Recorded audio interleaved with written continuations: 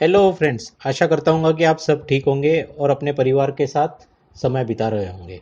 जैसा कि आप जान रहे हैं कि अभी लॉकडाउन का 4 फेज़ शुरू होने वाला है, जिसमें कि गवर्नमेंट कुछ रियायतें देंगी, जिसमें हम हमारा बिज़नेस शुरू कर पाएंगे। लेकिन ये बिज़नेस शुरू करते समय हमें कुछ चैलेंजेस का सामना करना पड़ेगा। जैसे कि हमें कम मैन पावर के साथ काम शुरू करना पड़े। वो क्वालिफाइड मैन पावर जो पहले हमारे पास अवेलेबल था, आज अवेलेबल ना हो, तो हमें नए मैन पावर के साथ काम शुरू करना पड़े, जिसको कि हमें ट्रेनिंग देनी पड़ सकती है। तो ऐसी सब चीज़ों के कारण हमारे सामने बहुत सारे नए नए चैलेंजेस आएंगे। तो इन चैलेंजेस को किस तरीके से डील कर किया जाए, एज ए बिजनेसमैन हमें ये सोचना चाहिए। और इसी चीज़ का सोल्यूशन आज के वीडियो में हम देने जा रहे हैं। आज का वीडियो है बिजनेस सिस्टम्स के बारे में। बिजनेस सिस्टम्स वो सिस्टम्स होती हैं जो बिजनेस का इंटेंडेड पर्पस पूरा करने के लिए बनाई गई रहती है। ये सिस्टम्स मैनुअल हो सकती हैं, कंप्यूटराइज हो सकती हैं, कॉम्बिनेशन ऑफ बोथ भी हो सकती हैं। और ये बिजनेस का सबसे वाइटल पार्ट होता है, जिसके कारण कि बिजनेस ही सही चीज़ों में तैयार होता है। और ये बिजनेस को बाइंड करने का काम करती है और एक ग्लू की तरह काम करती है, जो बिजनेस के सारे फंक्शंस को अटैच करते हैं और बिजनेस में एक हार्मोनी क्रिएट करने का काम करती है। सवाल पैदा होता है कि बिजनेस सिस्टम्स की ज़रूरत क्या है? क्या बिना बिजनेस सिस्टम्स के हमारा बिजनेस चल नहीं सकता? बिल्कुल चल सकता है। लेकिन अगर बिजनेस सिस्टम हम बिजनेस में लगाते हैं तो इसके कुछ बेनिफिट्स है, देखते हैं। पहला पॉइंट आता है उसमें इंक्रीज प्रिडिक्टेबिलिटी, यानी हमारा बिजनेस जो होता है वो प्रिडिक्टेबल बन जाता है कि हम किस तरीके से बिजनेस करेंगे या क्या उसका इंटेंडेड रिजल्ट आएगा, वो हमें पहले से ही पता होता है। और हमें कभी अगर हमारे बिजनेस से एग्जिट भी होना है या हमें कुछ पीरियड के लिए लीव पे जाना है, कहीं बाहर जाना है, तो हम किसी और पर्सन को हमारा काम असाइन करके भी जा सकते हैं। तो उसे पता रहता है कि ये 4 इंस्ट्रक्शंस फॉलो करने से रिजल्ट अल्टीमेटली क्या आएगा। दूसरी चीज़, इससे इफ़िशिएंसी बढ़ती है, क्योंकि हर चीज़ पता रहती है कि स्ट्रीमलाइन वे में कैसे कैसे। तीसरा पॉइंट आता है फ्री टाइम टू ओनर। अगर बिजनेस में सिस्टम है तो ओनर किसी और को अपना काम डेलीगेट कर सकता है या किसी और पर्सन को अपना काम असाइन करके वो खुद के लिए समय निकाल पाता है। और जो अननेसेसरी या रिपीटेटिव चीज़ें है वो किसी और को असाइन करके वो कोर या क्रिटिकल चीज़ों के ऊपर ध्यान दे पाता है, जिससे कि बिजनेस की ग्रोथ भी होती है। इसमें चौथा पॉइंट आता है टीम बिल्डिंग। अब जब हमें टीम को बिल्ड करना है तो एटलीस्ट हमें पता तो होना चाहिए कि हमारी बिजनेस किस तरीके से वर्कआउट कर रहा है या हमें हमारे मैन पावर को किस तरीके से ट्रेन करना है। अगर लॉजिकल वे में सीक्वेंसिंग हर चीज़ की होगी तो हम किसी थर्ड पर्सन को भी ट्रेन कर पाएंगे और हमारी जगह हम रख पाएंगे। इसके बाद पॉइंट आता है लेस डिपेंडेंसी ऑन पर्सन। अब बहुत सारे बिजनेस में ये रहता है कि अगर कोई सेल्समैन बिजनेस को छोड़ के चले गया या कोई क्रिटिकल मैन पावर बिजनेस को छोड़ के चले गया तो बिजनेस आगे बढ़ नहीं पाता है।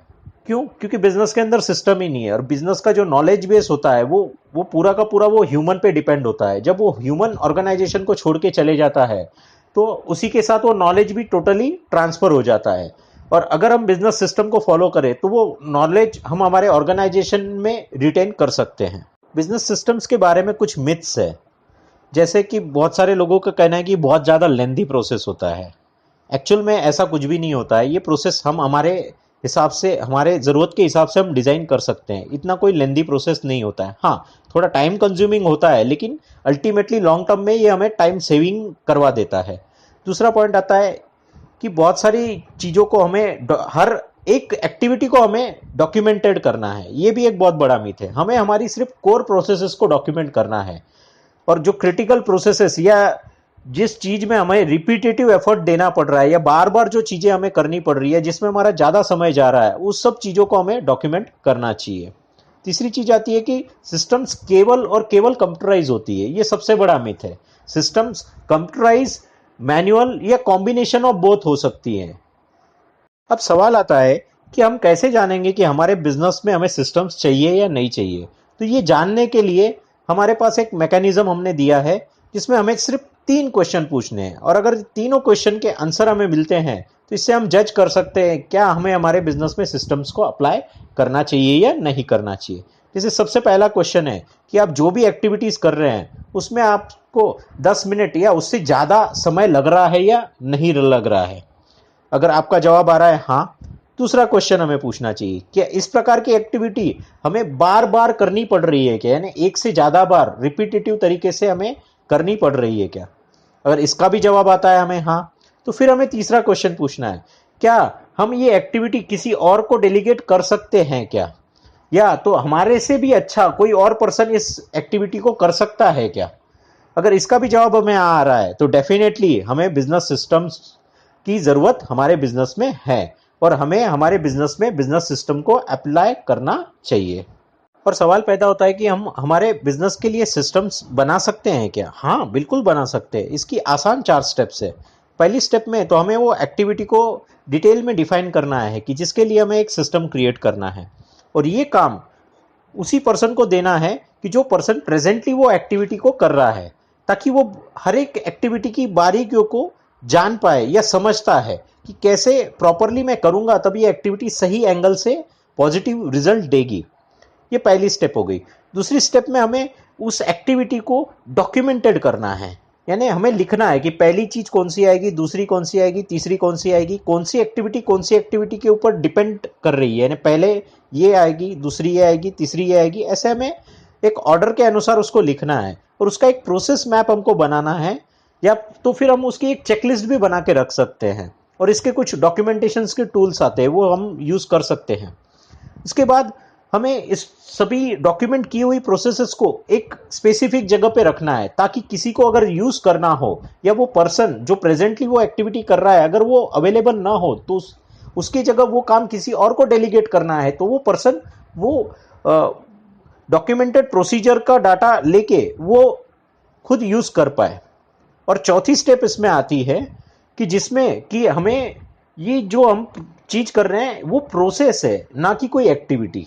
यानी ये वन टाइम वाली एक्टिविटी नहीं है, ये प्रोसेस है, ये कंटिन्यूअस है। तो इसमें हमें हर समय हमें देखना है कि और इसमें हम क्या और इम्प्रूवमेंट कर सकते हैं, क्या और अच्छी चीजें हम इसमें ला सकते हैं, यहाँ कहाँ कहाँ कंट्रोल लैप्सेस है वहां हम कंट्रोल किस तरीके से बना सकते हैं। इस तरीके से हमको इसको देखना है। इस तरीके से हम हमारे बिजनेस के लिए एक डॉक्यूमेंटेड प्रोसीजर हम कर सकते हैं। फ्रेंड्स, अब तो आप समझ ही गए होंगे कि बिजनेस सिस्टम्स हमारे बिजनेस के लिए कितनी इंपॉर्टेंट है, और ये बिजनेस में लगाने से हम अपने आप को रूटीन वर्क से फ्री करके कोर कामों के ऊपर काम करने लगा सकते हैं। हम हमारी हॉबीज के ऊपर भी ध्यान दे सकते हैं। साथ ही साथ कोविड-19 जैसी अगर कोई आपदा आ रही है हमारे पे, तो हम उससे भी अच्छे तरीके से बाहर निकल सकते हैं। आप हमें बिजनेस इम्प्लीमेंटेशन की सर्विस के लिए या इम्प्रूवमेंट सर्विस के लिए भी कांटेक्ट कर सकते हैं। हमारी वेबसाइट है www.wisdomplus.in। वीडियो में दी गई जानकारी अगर आपको अच्छी लगे तो प्लीज़ लाइक, शेयर, सब्सक्राइब और साथ ही साथ नोटिफिकेशन बेल को दबाना मत भूलिए। Thank you.